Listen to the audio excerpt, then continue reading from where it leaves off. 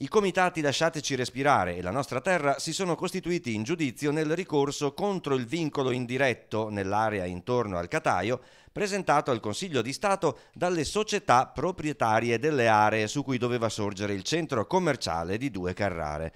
Al loro fianco, ovviamente, anche la proprietà dell'antico monumento. A supportare quello che si prospetta sarà un lungo impegno legale gli agricoltori della CIA, la Confesercenti, l'Ascom, Legambiente.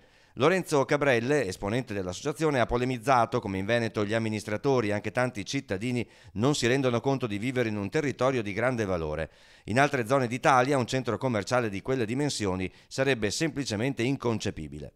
Nell'ultima assemblea i comitati popolari hanno preso atto con preoccupazione dell'assenza di qualsiasi forma di appoggio alla loro battaglia contro il ricorso al Consiglio di Stato da parte dei 3 comuni interessati dal vincolo di inedificabilità emanato dalla soprintendenza, ovvero Due Carrare, Montegrotto e Battaglia Terme. Un ritardo nello schierarsi a fianco dei cittadini per ora inspiegabile. Anzi, il sindaco di Due Carrare, Davide Moro, ha già fatto sapere che la sua amministrazione non si costituirà in giudizio.